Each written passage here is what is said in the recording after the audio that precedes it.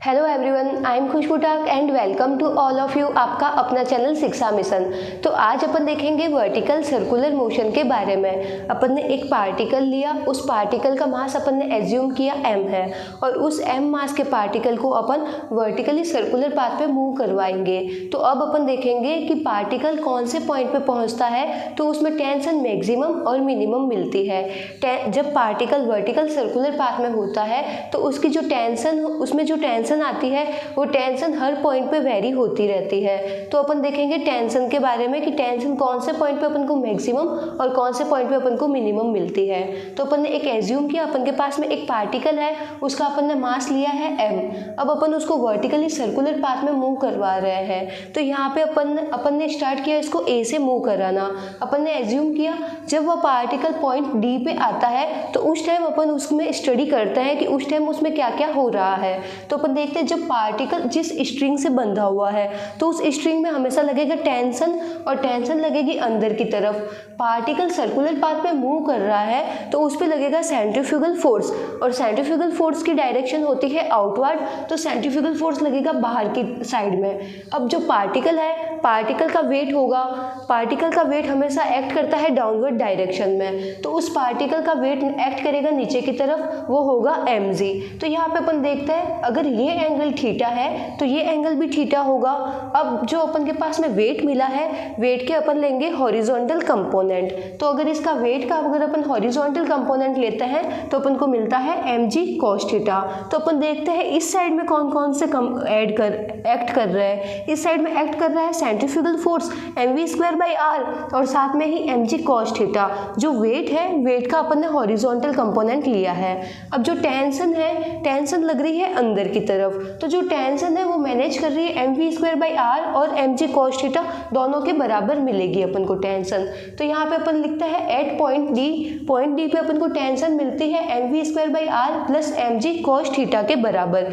अब देखते हैं अपन जैसे जैसे ये पार्टिकल आगे बढ़ता जाएगा वैसे वैसे थीटा वेरी होता जाएगा।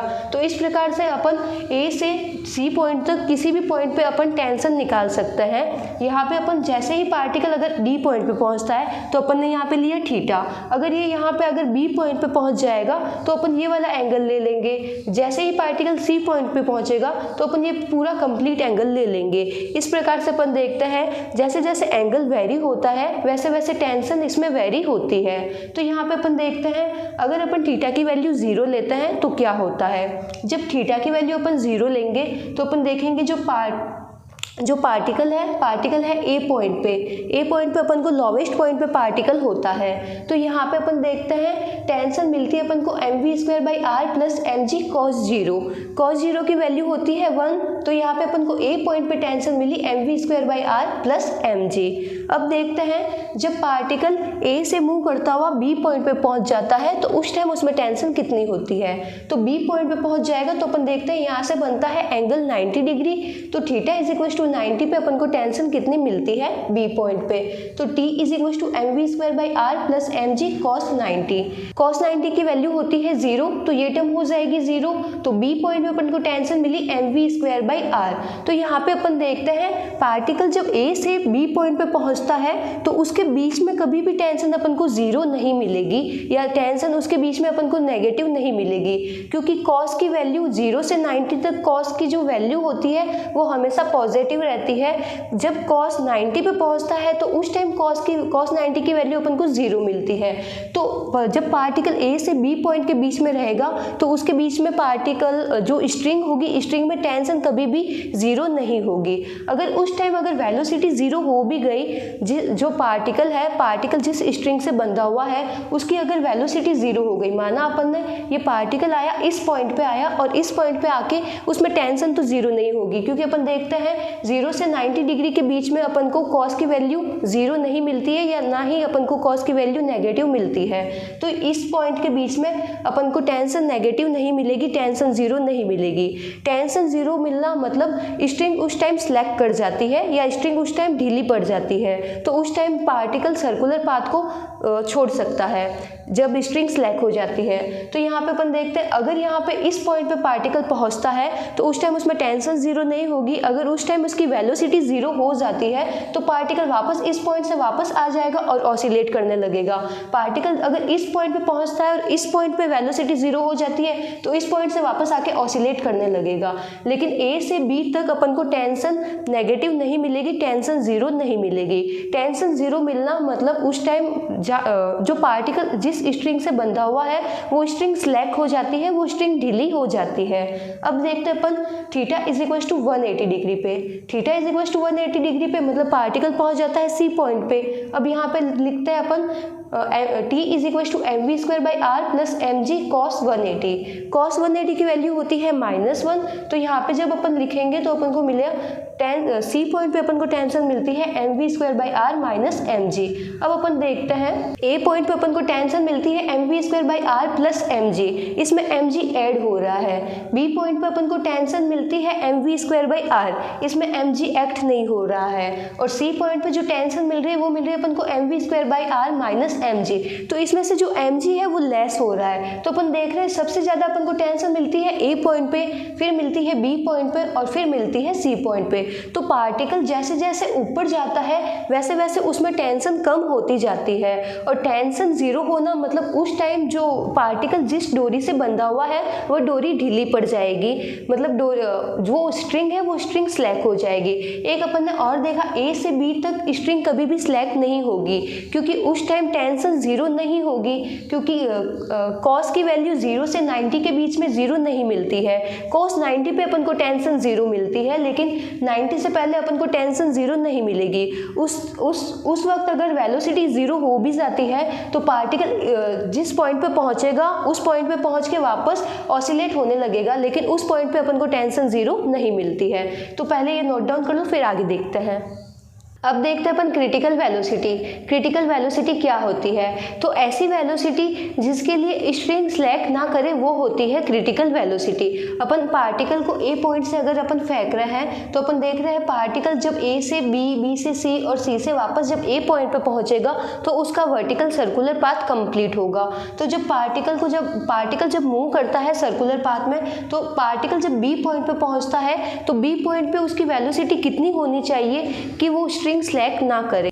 ऐसे ही पार्टिकल जब सी पॉइंट पे पहुंचता है तो सी पॉइंट पे अपन को वेलोसिटी कितनी मिलनी चाहिए कि स्ट्रिंग स्लैक ना करे। अब स्ट्रिंग स्लैक ना करने की कंडीशन है कि उसमें टेंशन जीरो नहीं होनी चाहिए। टेंशन अगर जीरो से ज़्यादा होगी तो स्ट्रिंग स्लैक नहीं करेगी। अगर टेंशन जीरो हो जाएगी तो उस टाइम स्ट्रिंग स्लैक हो जाएगी, मतलब उस टाइम जो स्ट्रिंग है वो ढीली हो जाएगी। तो अपन को चाहिए कि जो स्ट्रिंग है स्ट्रिंग स्लैक ना करे, तो उसमें टेंशन जीरो नहीं होनी चाहिए, टेंशन की वैल्यू जीरो से बड़ी होनी चाहिए। तो यहाँ पे लेते हैं अपन tension should be greater than equal to zero. अब देखते हैं अपन पॉइंट सी पे। जब पार्टिकल पॉइंट सी पे पहुँचता है तो उस टाइम क्या होता है? पार्टिकल जब पॉइंट सी पे पहुँचता है तो उस टाइम उसमें होती है मिनिमम टेंशन, और मिनिमम टेंशन होती है mv² by r minus mg। तो यहाँ पे अपन को मिनिमम टेंशन मिल गई ये। अब अपन के पास में कंडीशन है कि जब पार्टिकल सी पॉइंट पे पहुँचता है तो उस टाइम उसमें टेंशन जीरो नहीं होनी चाहिए। अगर उस टाइम टेंशन जीरो नहीं होगी तो स्ट्रिंग स्लैक नहीं करेगी, जिस डोरी से पार्टिकल बंधा हुआ है वो डोरी ढीली नहीं होगी और पार्टिकल सर्कुलर पाथ को कंप्लीट कर लेगा। तो यहाँ पे अपन के पास में कंडीशन आ गई, सी पॉइंट पे टेंशन जीरो से बड़ी होनी चाहिए। तो यहाँ पे अपन सी पॉइंट पे टेंशन देखते हैं mv² by r minus mg greater than equal to zero. तो यहाँ से अपन देख रहे हैं सी पॉइंट पे, तो सी पॉइंट पे अपन वेलोसिटी को कंसीडर करेंगे। तो सी पॉइंट पे अपन वेलोसिटी देखते हैं vc² greater than equal to rg। यहाँ m से m कैंसिल हो जाएगा, mg जब इधर आएगा तो m से m कैंसिल हो जाएगा। तो यहाँ पे अपन को सी पॉइंट पे वेलोसिटी मिलती है vc greater than equal to root of rg। जब पार्टिकल सी पॉइंट पे पहुँचता है तो उस टाइम उस पार्टिकल की वेलोसिटी रूट ऑफ gr से ज़्यादा होनी चाहिए। अगर उस time velocity root of gr से ज़्यादा होगी तो पार्टिकल सर्कुलर पाथ को कंप्लीट कर लेगा। अगर इससे कम हुई तो पार्टिकल सर्कुलर पाथ को कंप्लीट नहीं कर पाएगा।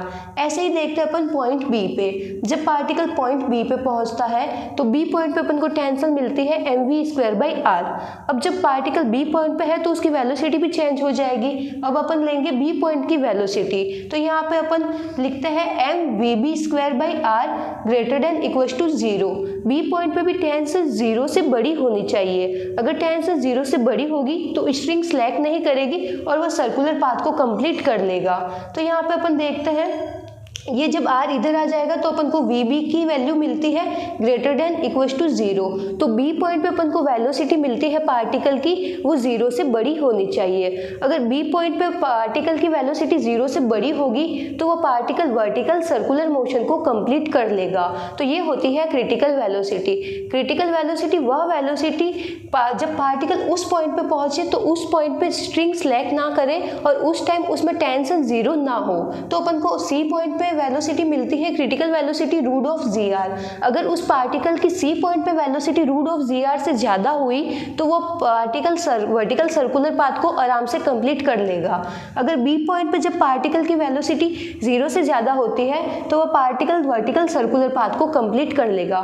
तो पहले ये नोट डाउन कर लो, फिर आगे देखते हैं।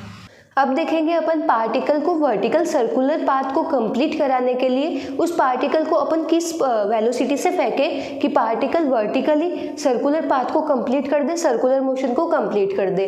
तो यहाँ पे अपन रेफरेंस पॉइंट लेते हैं ए। अपन ए से पार्टिकल को फेंकना स्टार्ट करते हैं। तो ए पे वेलोसिटी कितनी होनी चाहिए कि पार्टिकल वर्टिकल सर्कुलर पाथ को कंप्लीट कर दे। तो अपन देखेंगे अगर पार्टिकल सी पॉइंट पे पहुंच जाता है तो उसका सर्कुलर पाथ कंप्लीट हो जाएगा। अगर सी पॉइंट पे आसानी से पहुंच जाएगा पार्टिकल तो वो आराम से सर्कुलर पाथ को कंप्लीट कर लेगा। तो अपन देखते हैं अगर ए की वेलोसिटी क्या होनी चाहिए कि वो सी पॉइंट पे आराम से पहुंच जाए। तो यहाँ पे अपन लगाते हैं ए और सी के बीच में एनर्जी कंजर्वेशन लो। जितनी एनर्जी अपन को ए पॉइंट पे मिलेगी उतनी ही एनर्जी अपन को मिलेगी सी पॉइंट पे। तो यहाँ पे अपन देखते हैं ए पॉइंट पे अपन को एनर्जी मिलेगी kinetic energy plus potential energy, और सी पॉइंट पे एनर्जी मिलेगी kinetic energy at point C plus potential energy at C. तो यहाँ पे देखते हैं kinetic energy at C. Kinetic energy होती है ½ mv²। अब अपन ए पॉइंट के लिए ले रहे हैं तो यहाँ पे ए पॉइंट की वेलोसिटी को कंसीडर करेंगे। तो यहाँ पे अपन लिखेंगे ½ mva²। Potential energy at A. Particle को अपन यहाँ से फेंकना स्टार्ट कर रहे हैं पर अपन देखते हैं पार्टिकल अभी तो यहीं पे है तो इसकी हाइट, इसने कुछ हाइट तो कवर की नहीं है। तो अगर हाइट इसने कवर की नहीं है तो हाइट होगी 0 और पोटेंशियल एनर्जी होती है mgh। तो h की अगर वैल्यू 0 है तो पोटेंशियल एनर्जी भी 0 होगी। तो अपन को ए पॉइंट पे अपन को पोटेंशियल एनर्जी मिलती है 0। फिर अपन देखते हैं सी पॉइंट पे।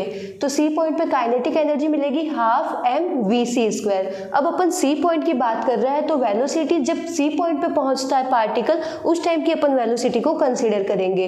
तो अपन लेंगे ½ mvc² प्लस पोटेंशियल एनर्जी होगी mgh। अब देखते हैं पार्टिकल जब सी पॉइंट पे पहुंच जाता है तो इसने कितनी डिस्टेंस को कवर किया। तो इसने हाइट को कवर किया है r और r। तो यहाँ पे अपन को हाइट मिल गई इसकी 2r। तो यहाँ पे पोटेंशियल एनर्जी मिल गई अपन को mg × 2r। अब अपन देखते हैं जब पार्टिकल सी पॉइंट पे पहुंचता है तो उस टाइम उसकी क्रिटिकल वेलोसिटी अपन को मिलती है √g(r). तो यहाँ पे vc की जगह अपन वैल्यू पुट करेंगे √g(r). तो जब इसको सॉल्व करेंगे अपन तो अपन को va की वेलोसिटी मिलेगी √5g(r). अगर उस पार्टिकल की वेलोसिटी √5g(r) है या उससे ज़्यादा है तो वह पार्टिकल सी पॉइंट पे आराम से पहुंच जाएगा और सर्कुलर पाथ को कंप्लीट कर लेगा। अगर उस पार्टिकल की वेलोसिटी √5g(r) से कम हुई तो पार्टिकल इस पॉइंट पे पहुंच ही नहीं पाएगा और उसका सर्कुलर पाथ कंप्लीट नहीं हो पाएगा। अब देखते हैं अपन बी पॉइंट के लिए। जब पार्टिकल ए पॉइंट पे है, ए पॉइंट से जब अपन उसको फेंक रहे हैं तो उसकी कितनी वेलोसिटी होनी चाहिए कि पार्टिकल बी पॉइंट पे आसानी से पहुंच जाए। तो यहाँ पे भी अपन लगाएंगे एनर्जी कंजर्वेशन लो। जितनी एनर्जी अपन को ए पे मिलती है उतनी ही एनर्जी अपन को मिलनी चाहिए बी पे। तो अपन लिखेंगे kinetic energy at a plus potential energy at a, kinetic energy at b plus potential energy at b. अब बात करते हैं काइनेटिक एनर्जी एट ए। तो काइनेटिक एनर्जी होती है हाफ mv²। अब अपन ए पॉइंट के लिए ले रहे हैं तो यहाँ पे अपन लेंगे va का स्क्वायर। पोटेंशियल एनर्जी ए पॉइंट पे अपन को मिलती है 0 क्योंकि इसने कुछ भी हाइट को कवर नहीं किया है। फिर देखते हैं बी पे, तो जब पार्टिकल बी पॉइंट पे पहुंच जाता है तो इसने कितनी हाइट को कवर किया है, तो अपन देखते हैं इसने r हाइट को कवर किया है। तो पोटेंशियल एनर्जी मिलती है अपन को बी पॉइंट पे mgr और काइनेटिक एनर्जी मिलती है बी पॉइंट पे हाफ mvb²। अब पार्टिकल जब बी पॉइंट पे पहुंच गया तो अपन जो बी पॉइंट की वेलोसिटी को कंसिडर करेंगे और बी पॉइंट पे अपन को वेलोसिटी मिलती है greater than equal to 0। B point पे क्रिटिकल वेलोसिटी अपन ने निकाली। अगर उस पार्टिकल की वेलोसिटी बी पॉइंट पे अगर 0 या 0 से ज़्यादा होती है तो पार्टिकल सर्कुलर पाथ को कंप्लीट कर लेगा। तो यहाँ से अपन देखते हैं बी पॉइंट पे अपन को वेलोसिटी मिलती है ग्रेटर देन इक्वल टू 0, तो यहाँ से वी की वैल्यू पुट करेंगे 0, तो ये इक्वेशन हो गई 0। तो अपन को मिला half mva² is equal to mgr। तो इसको जब सॉल्व करेंगे तो अपन को मिलेगा √2gr। अगर उस पार्टिकल की वेलोसिटी √2gr या 2gr से ज़्यादा हुई तो वो पार्टिकल बी पॉइंट पे पहुंच जाएगा। अगर उससे कम हुई तो पार्टिकल बी पॉइंट पे नहीं पहुंचेगा और बीच में ही कहीं आएगा और वहां से वापस उसी पाथ को फॉलो कर देगा और ऑसिलेट होने लग जाएगा। तो अपन देखते हैं अपन को दो तरह की वेलोसिटी मिलती है। अगर ए की वेलोसिटी √5gr या 5gr से ज़्यादा होती है तो पार्टिकल ए से सी पॉइंट पे पहुंच जाएगा और वर्टिकल सर्कुलर पाथ को कंप्लीट कर देगा। अगर उस पार्टिकल की वेलोसिटी √2gr मिलती है तो वो पार्टिकल यहाँ तक पहुँच जाएगा। अगर इससे कम हुई तो वो पार्टिकल यहाँ तक नहीं पहुँच जाएगा और बीच में ही ऑसिलेट होना स्टार्ट कर देगा। तो पहले ये नोट डाउन कर लो, फिर आगे देखते हैं। अब देखते हैं अपन कुछ केस। तो अपन केस फर्स्ट देखते हैं जब Va की वैल्यू √2gr से कम हो। यहाँ से अपन जिस पार्टिकल को अपन फेंक रहे हैं उसकी अगर वेलोसिटी √2gr से कम हो तो उस टाइम क्या होगा। तो उस टाइम अब देखते हैं अपन पार्टिकल की वेलोसिटी अगर √2gr से कम हुई तो पार्टिकल बी पॉइंट पे तो नहीं पहुँच पाएगा। पार्टिकल बी पॉइंट से पहले ही कहीं पे रुक जाएगा और वहाँ पे आके वापस ऑसिलेट होने लग जाएगा। तो पार्टिकल सर्कुलर पाथ में मूव करने लगेगा ए से बी के बीच में। लेकिन अपन देखते हैं ए से बी के बीच में टेंशन 0 नहीं होती है क्योंकि 0 से 90 डिग्री के बीच में कॉस थीटा की वैल्यू कभी भी 0 नहीं होती है। तो उस टाइम टेंशन 0 नहीं होती है। ए से बी के बीच में अपन को टेंशन तो 0 नहीं मिलेगी, स्ट्रिंग स्लैग भी नहीं करेगी। वेलोसिटी किसी पॉइंट पे 0 हो सकती है और जिस पॉइंट पे वेलोसिटी 0 होगी पार्टिकल उस पॉइंट तक तो पहुंच जाएगा, फिर उसके बाद में वापस सर्कुलर आर्क में मूव करने लगेगा या पार्टिकल उस पॉइंट से ऑसिलेट करना स्टार्ट हो जाएगा। तो अगर Va की वेलोसिटी √2gr से कम होती है तो पार्टिकल बी पॉइंट पे नहीं पहुंचेगा, उससे पहले ही वेलोसिटी 0 हो जाएगी और सर्कुलर आर्क में मूव करना स्टार्ट होएगा और उस टाइम स्ट्रिंग स्लैक नहीं करेगी क्योंकि उस टाइम टेंशन 0 नहीं होगी। 0 से 90 डिग्री के बीच में टेंशन कभी भी 0 नहीं होती है। फिर देखते हैं सेकेंड केस। अगर Va की वैल्यू √2gr होती है, उस पार्टिकल को अपन फेंक रहे हैं, अगर उसकी वेलोसिटी √2gr होती है तो क्या होता है। तो अगर 2gr होगी तो वो पार्टिकल बी पॉइंट पे पहुंच जाएगा और बी पॉइंट पे पहुंचने के बाद उस पार्टिकल की वेलोसिटी 0 हो जाएगी और उस टाइम उसमें टेंशन 0 हो सकती है। उस टाइम टेंशन भी 0 हो सकती है। अगर टेंशन 0 हुई तो स्ट्रिंग स्लैक हो जाएगी। तो अपन देखते हैं ए से बी के बीच में तो स्ट्रिंग कभी भी स्लैक नहीं होगी, बी पे पहुंचकर स्ट्रिंग स्लैक हो सकती है। तीसरा केस देखते हैं। अगर Va की वेलोसिटी √5gr से ज़्यादा हुई तो क्या होगा। जिस पार्टिकल को अपन फेंक रहे हैं अगर उसकी वेलोसिटी √5gr से ज़्यादा होगी तो वो पार्टिकल सर्कुलर पाथ को कंप्लीट कर देगा। वो पार्टिकल सी पॉइंट से आगे भी पहुंच जाएगा और वापस ए पॉइंट पे भी पहुंच जाएगा और उस टाइम उसमें टेंशन भी 0 नहीं होगी और स्ट्रिंग स्लैग भी नहीं करेगी और वेलोसिटी भी 0 नहीं होगी। नेक्स्ट देखते हैं। अगर पार्टिकल की वेलोसिटी √5gr होती है तो उस टाइम क्या होता है। तो अगर पार्टिकल की वेलोसिटी √5gr होगी तो पार्टिकल सी पॉइंट पे तो पहुंच जाएगा और सी पॉइंट पे पहुंचने पर उसकी टेंशन 0 हो जाएगी। लेकिन अब अपन इस केस में देखेंगे अगर पार्टिकल सी पॉइंट पे पहुंच भी जाए और उस टाइम उसकी टेंशन अगर 0 हो भी जाए तो भी उस टाइम स्ट्रिंग स्लैक नहीं करेगी क्योंकि जैसे ही पार्टिकल सी पॉइंट पे पहुंचेगा और उस टाइम उसकी टेंशन 0 हो जाती है तो अपन देखते हैं उसकी वेलोसिटी तो जीरो नहीं होती है तो वेलोसिटी की वजह से वो पार्टिकल आगे की तरफ आ जाएगा, और जैसे ही पार्टिकल थोड़ा सा आगे की तरफ आएगा तो वापस अपन देखेंगे थीटा की वैल्यू बढ़ जाएगी और टेंशन की वैल्यू बढ़ जाएगी। ऊपर जाता है तो टेंशन कम होती है, जैसे ही पार्टिकल वापस नीचे की तरफ आता है तो टेंशन वापस बढ़ जाती है। तो अगर सी पॉइंट पे टेंशन जीरो हो भी जाती है तो उस टाइम स्ट्रिंग स्लैक नहीं करेगी, उस टाइम जो वेलोसिटी है वेलोसिटी पार्टिकल को सर्कुलर पाथ को कंप्लीट करवाएगी। तो सी पॉइंट पे वेलोसिटी टेंशन जीरो होने पर भी स्ट्रिंग स्लैक नहीं करेगी और पार्टिकल सर्कुलर पाथ को कंप्लीट करेगा। उस टाइम वेलोसिटी पार्टिकल को आगे की तरफ शिफ्ट करेगी, आगे की तरफ शिफ्ट करते ही टेंशन, जैसे ही पार्टिकल वापस नीचे की तरफ आता है तो उसमें टेंशन बढ़ जाती है। ऊपर जाने पर टेंशन कम होती है, नीचे आने पर टेंशन ज्यादा होती है। नेक्स्ट देखते हैं पार्टिकल की वेलोसिटी अगर रूट 2g से ज्यादा है और रूट 5g से कम है तो क्या होता है। तो अपन देखते हैं अगर वैल्यू रूट ऑफ 2g से ज्यादा है तो पार्टिकल बी पॉइंट से तो पास हो जाएगा, लेकिन उसकी वैल्यू रूट ऑफ 5g से कम है तो पार्टिकल सी पॉइंट पे नहीं पहुंच पाएगा। बी से पास हुआ लेकिन सी पे नहीं पहुंच पाएगा। तो उस टाइम अपन देखेंगे बी और सी के बीच में जो स्ट्रिंग है, स्ट्रिंग में लगने वाली टेंशन जीरो हो जाएगी। अगर टेंशन जीरो हो जाएगी तो उस टाइम स्ट्रिंग स्लैक कर जाएगी और पार्टिकल सर्कुलर पाथ को छोड़ देगा और वो पैराबोलिक पाथ में आ जाएगा। तो बी और सी के बीच में टेंशन जीरो हो जाती है और वेलोसिटी जीरो नहीं होगी। अपन देखते हैं वेलोसिटी तो रूट ऑफ 2g से ज्यादा है और 5g से कम, तो इस पॉइंट पे वेलोसिटी जीरो नहीं होगी, टेंशन जीरो हो जाएगी। पार्टिकल जो स्ट्रिंग है वो स्ट्रिंग स्लैक कर जाएगी और पार्टिकल सर्कुलर पाथ को छोड़ देगा और पार्टिकल पैराबोलिक पाथ में आ जाएगा। तो ये अपन देखते हैं यहाँ पे कुछ केस, और यहाँ पे अपना कंप्लीट होता है vertical circular motion. Thank you.